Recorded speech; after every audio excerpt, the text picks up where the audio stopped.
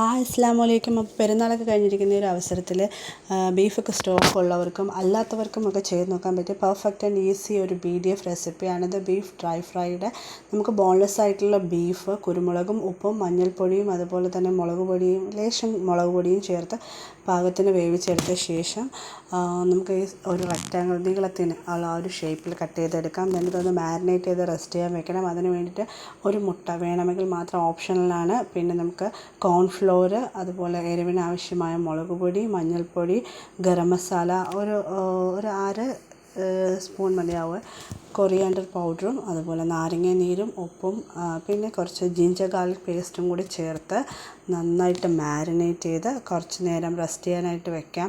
കൂടുതൽ ഞാനെന്ന് പറഞ്ഞോട്ടെ, കമൻറ്റ് ചെയ്യാൻ മടിയുള്ളവരൊക്കെ പേഴ്സണലായിട്ട് ഒന്ന് മെസ്സേജ് അയക്കാറുണ്ട്, പെട്ടെന്ന് ഇതിൻ്റെ ഫുൾ വീഡിയോ ഇടുമോ എന്ന്. ഇവർക്കൊക്കെ ഒന്ന് കമൻറ്റ് ചെയ്ത് വിടും, എന്തിനാണ് ഇങ്ങനെ പിശുക്ക് കാണിക്കുന്നത്.